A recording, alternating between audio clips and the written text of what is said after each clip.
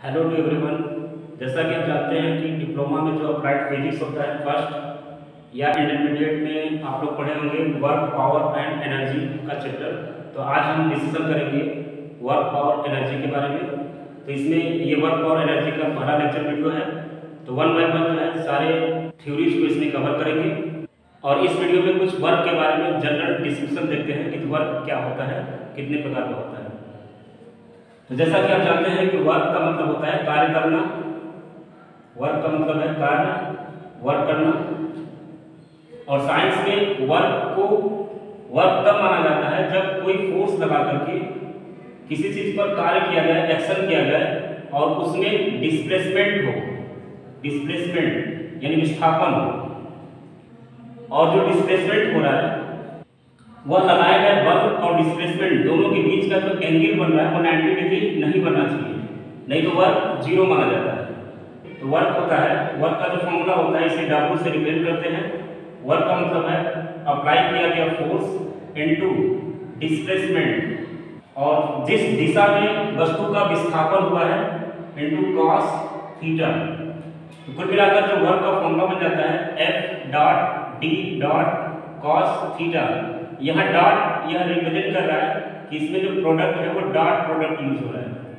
Dot product का मतलब है स्केलर प्रोडक्ट और स्केलर प्रोडक्ट यह रिप्रेजेंट करता है कि वर्क जो है एक स्केलर क्वांटिटी होगी, स्केलर क्वांटिटी। इसमें फोर्स और डिस्प्लेसमेंट दोनों सदिश राशियां वेक्टर क्वांटिटी होने के बावजूद भी डॉट प्रोडक्ट जो इनका मल्टीप्लिकेशन है W का F dot D cos theta, यह इसको स्केलर क्वांटिटी में कन्वर्ट कर देता है। तो वर्क बेसिकली एक स्केलर क्वांटिटी होती है, एक अदिश राशि होती है, जो कि यहाँ पर बल सदिश राशि है और विस्थापन सदिश राशि है। उसके बावजूद भी इनका डॉट प्रोडक्ट स्केलर प्रोडक्ट इसको स्केलर में कन्वर्ट कर देता है। तो आप लोग याद होना चाहिए कि वर्क जो है स्केलर क्वांटिटी होती है। आइए देखते हैं कि वर्क कितने टाइप्स के होते हैं। तो फ्रेंड्स अगर वर्क के टाइप्स को देखें तो वर्क बेसिकली 3 टाइप्स का होता है। एक होता है जीरो वर्क यानी जब कोई भी वर्क ना हो। सेकंड है पॉजिटिव वर्क और थर्ड होता है नेगेटिव वर्क। तो बेसिकली ये zero work, positive work, negative work होता क्या है। जीरो वर्क यह इंडिकेट कर रहा है कि इसमें वर्क बिल्कुल भी नहीं हो रहा है, जीरो हो रहा है। और पॉजिटिव वर्क यह इंडिकेट करता है कि इसमें वर्क जो है हो रहा है और पॉजिटिव, इसकी वैल्यू पॉजिटिव रहती है। और नेगेटिव वर्क यह इंडिकेट करता है कि इसमें भी वर्क हो रहा है लेकिन इसकी वैल्यू नेगेटिव में आएगी। तो आइए वन बाय वन देखते हैं कि जीरो वर्क क्या है, पॉजिटिव वर्क क्या है, नेगेटिव वर्क क्या है। तो जीरो वर्क को समझने के लिए जैसे कोई वस्तु है या कोई पिंड है और कोई व्यक्ति अपने सर पर इसे रख करके कहीं ले जा रहा है। यदि इस वस्तु का भार या द्रव्यमान, यदि इसका द्रव्यमान m हो तो बेसिकली यह वस्तु नीचे की तरफ एक गुरुत्वीय बल लगेगा जिसका मान होता है इस वस्तु का मास m into gravitational acceleration g। तो यह वस्तु जो है नीचे की तरफ उस व्यक्ति के सर पर नीचे की तरफ mg के बराबर एक फोर्स लगाएगी। और यदि ये वस्तु को व्यक्ति को ही कोई इस दिशा में या किसी भी दिशा में ले जा रहा है, डिस्प्लेसमेंट हो रहा है, तो वस्तु का विस्थापन यहाँ से यहाँ हो रहा है। यदि इसका विस्थापन d हो तो इस केस में गुरुत्वीय बल जो नीचे की तरफ लग रहा है, इस वस्तु का द्रव्यमान m और g के मल्टीप्लिकेशन प्रोडक्ट के बराबर जो गुरुत्वीय बल नीचे की तरफ लग रहा है, इस गुरुत्वीय बल की वजह से जो वर्क हो रहा है अगर उसको निकालें यानी कि ग्रेविटेशनल फोर्स का वर्क निकालें यानी कि गुरुत्वीय बल के द्वारा कितना कार्य किया जा रहा है इस वस्तु पर, तो उस समय वर्क जो ग्रेविटेशनल का निकालेंगे वो हो जाएगा F into D into cos theta. तो चूंकि गुरुत्वीय बल नीचे की तरफ लग रहा है और वस्तु इधर की तरफ जा रही है तो इनके बीच का एंगल हो गया 90 डिग्री। ये हो जाएगा WG बराबर अप्लाई किया गया फोर्स F का मान होगा यहाँ पर mg रख देंगे। और डिस्प्लेसमेंट यदि कोई हो रहा है कितने भी मीटर या सेंटीमीटर दूर जा रहे हैं d और इनटू एंगल के बीच का हो जाएगा 90 डिग्री। तो cos 90 डिग्री का मान हो जाएगा 0। तो इस प्रकार यहाँ वर्क आ जाएगा 0। यानी अगर कोई व्यक्ति अपने सर पर कोई वस्तु रख करके कहीं ले जाता है, यदि गुरुत्वीय बल की वजह से अगर कार्य को देखें तो गुरुत्वीय बल के कंपैरिजन में वर्क बिल्कुल भी नहीं हो रहा है। वर्क क्या हो रहा है 0, क्योंकि गुरुत्वीय बल नीचे की तरफ लगता है और ये वस्तु किसी भी दिशा में जा रही है, चाहे लेफ्ट में चाहे राइट में, जिनके बीच का एंगल हो जाएगा 90 डिग्री। इस केस में वर्क जो है 0 हो जाएगा। यानी कि अगर फोर्स इस डायरेक्शन में लगाया जाए और वस्तु या तो ऊपर जाए या फिर नीचे की तरफ अगर डिस्प्लेसमेंट हो रहा है और फोर्स इस दिशा में है और इस फोर्स और डिस्प्लेसमेंट के बीच का अगर कोण 90 डिग्री हो जाए तो इस केस में कोई भी वर्क उस फोर्स की वजह से नहीं माना जाता है। ऐसे वर्क को बोलते हैं जीरो वर्क। अगर पॉजिटिव वर्क को देखें तो पॉजिटिव वर्क का मतलब है कि अगर कोई वस्तु है और इस पर कोई फोर्स लगाया जा रहा है, यह वस्तु किसी समतल पर रखी गई है या कोई पिंड है, इस पर अगर कोई फोर्स F लगाया जा रहा है और यदि वस्तु सीधे उसी की दिशा में अगर आगे की तरफ विस्थापित हो रही है, डिस्प्लेसमेंट हो रही है, तो लगाया गया बल और इसकी दिशा में विस्थापन d के बीच का एंगल देखेंगे तो दोनों जो है एक ही दिशा में होने की वजह से इनके बीच का जो कोण हो जाएगा वो 0 डिग्री हो जाएगा। तो इस केस में अगर वर्क को निकालें, अप्लाई किए गए वर्क की वजह से जो वर्क होगा F into displacement d into cos, उनके बीच का विस्थापन हो जाएगा 0 डिग्री, क्योंकि जिस दिशा में बल लग रहा है उसी दिशा में वस्तु जा रही है, उनके बीच का कोण हो गया 0 डिग्री। इस केस में बल आएगा, वर्क आएगा W बराबर F इंटू डी और यह वर्क बनाएगा पॉजिटिव वर्क। और इस केस में ये जो वर्क होता है ये मैक्सिमम वर्क भी होता है, यानी जिस दिशा में अगर फोर्स लगे उसी दिशा में कोई वस्तु जाती है तो उस समय वर्क अधिकतम वर्क माना जाता है और अधिकतम वर्क होता है, मैक्सिमम वर्क होता है। तो पॉजिटिव वर्क का भी ये डिफिनेशन एक तरह से है और ये मैक्सिमम वर्क को भी इंडिकेट कर रहा है यदि इनके बीच का एंगल 0 डिग्री हुआ है।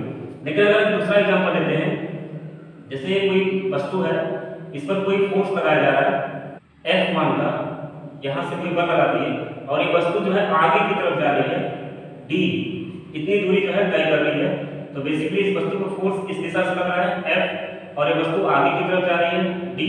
इनके बीच का अगर कोण देखें, इस बल को अगर आगे की तरफ बढ़ा देंगे इनके बीच का एंगल हो जाएगा, सपोज अगर 30 डिग्री है तो इस केस में अगर वर्क को देखें तो वर्क हो जाएगा F into D into cos 30। तो cos 30 इसका मान रखेंगे तो भी इसकी वैल्यू आएगी पॉजिटिव में। यानी पॉजिटिव वर्क वो वर्क होता है कि अगर किसी वस्तु पर बल लगाया जाए F मान का और यदि उनके बीच का जो डिस्प्लेसमेंट है वह 90 डिग्री से कम होना चाहिए, 90 डिग्री से कम होना चाहिए। अगर 90 डिग्री से कम पर अगर डिस्प्लेसमेंट हुआ है तो वो सारा का सारा वर्क कहलाएगा पॉजिटिव वर्क। यानी लगाए गए बल और वस्तु का जो विस्थापन जिस दिशा में जा रही है उनके बीच का कोण 90 डिग्री से कम होना चाहिए, तो ऐसे वर्क को बोलते हैं पॉजिटिव वर्क। उसी प्रकार अगर नेगेटिव वर्क को देखें तो जैसे किसी सरफेस पर कोई ऑब्जेक्ट या पिंड या वस्तु रखा गया है, यदि इस पर कोई बल F लगाया जा रहा है तो आप जानते होंगे कि किसी भी सरफेस पर कोई भी वस्तु अगर दो चीजों का आपस में कांटेक्ट होता है तो उनके बीच में एक फ्रिक्शन फोर्स, घर्षण बल लगता है, जो जिस दिशा में वस्तु जाती है अगर ये वस्तु इस दिशा में जा रही है d दूरी तक विस्थापित हो रही है तो फ्रिक्शन फोर्स इसके अपोजिट डायरेक्शन में लगेगा, Fs फोर्स, इसे बोलते हैं फ्रिक्शन फोर्स, घर्षण बल। तो घर्षण बल जो होता है लगाए गए बल के विरुद्ध काम करता है, अपोजिट डायरेक्शन में काम करता है।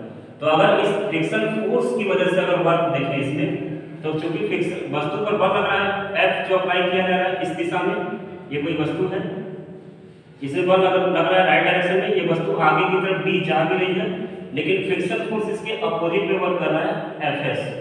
तो इस प्रकार इस घर्षण बल की वजह से अगर वर्क देखें, work done by friction force, घर्षण बल की वजह से अगर वर्क को देखें यानी वर्क कर रहा है फ्रिक्शन फोर्स Fs वाला, तो इस समय बल लग रहा है friction force Fs into D यानी कि जितनी दूरी विस्थापित हो रही है, लेकिन इनके बीच का अगर एंगल देखेंगे तो विस्थापन और इस घर्षण बल के बीच का कोण हो जाएगा 180 डिग्री। यहाँ पर हो जाएगा cos 180 डिग्री, यहाँ पर इसकी cos 180 का मान नेगेटिव होता है, ये हो जाएगा -Fs इंटू D।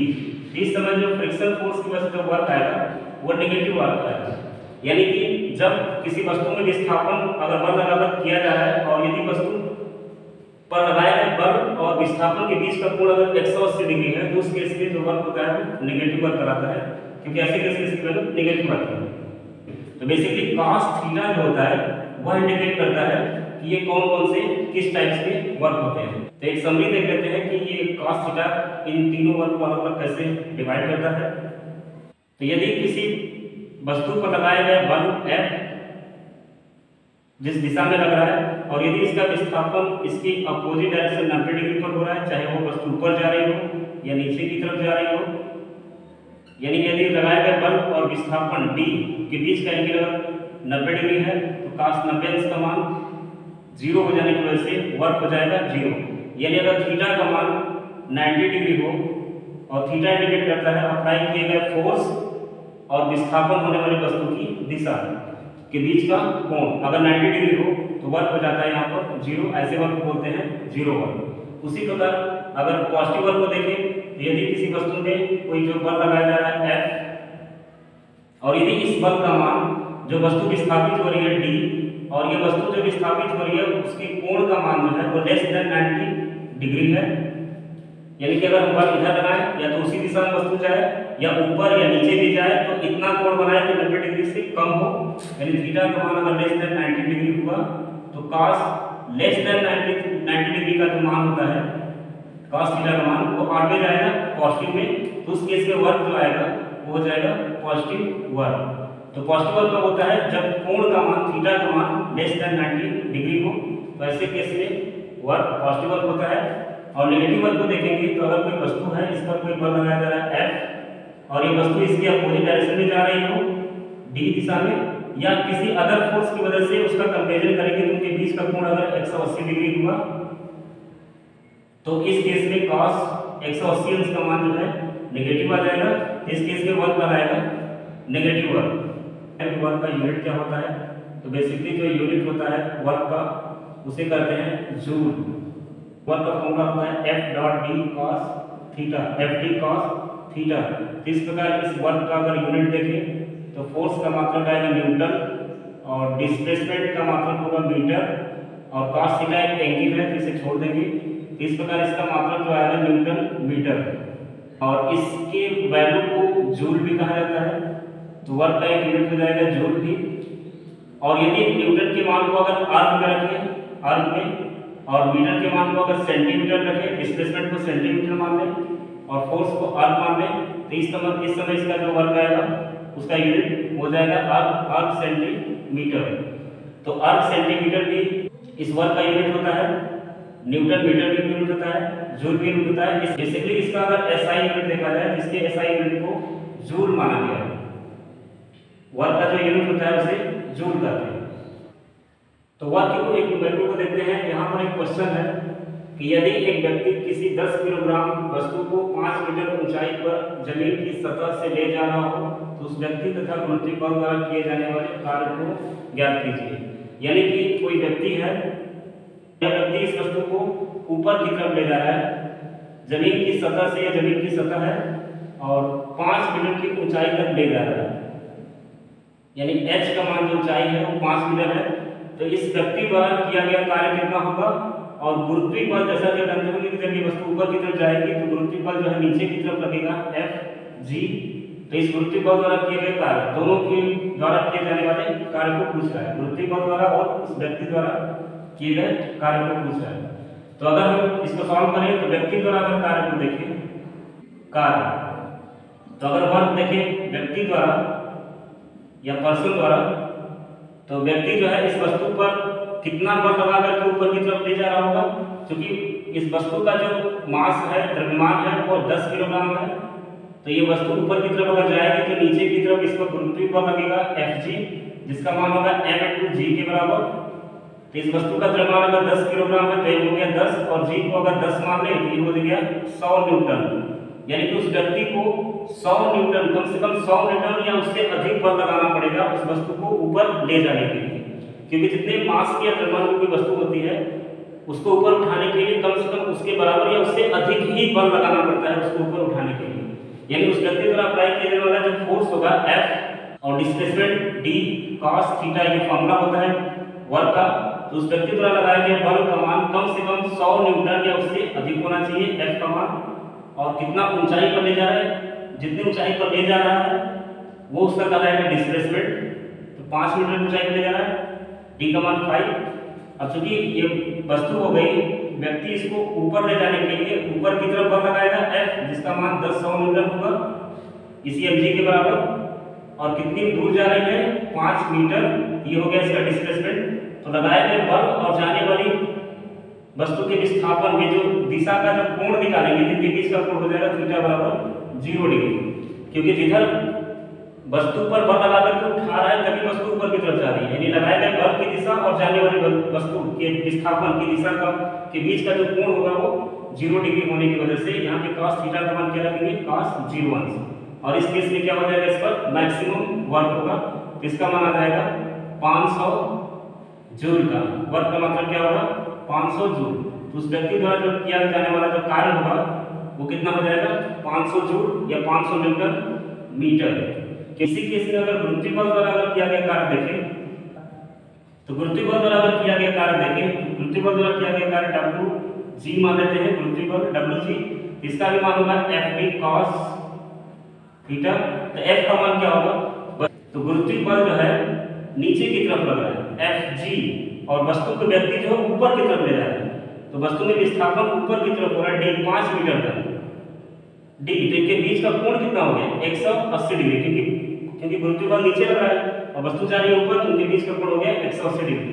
तो बल हो गया 100 न्यूटन, विस्थापन भी हो रहा है 5 मीटर तक, लेकिन इनके बीच का कोण 180 डिग्री होने की वजह से इसका मान क्या हो जाएगा, -1, ये हो जाएगा -500 जूल। तो इस केस में हम देखें तो गुरुत्वीय बल द्वारा जो किया जाने वाला कार्य है वो निगेटिव कार्य है, निगेटिव, क्योंकि वस्तु ऊपर जा रही है और गुरुत्वीय बल नीचे लग रहा है। तो गुरुत्वीय बल द्वारा कार्य हो जाएगा निगेटिव वर्क और व्यक्ति द्वारा कार्य हो जाएगा पॉजिटिव वर्क।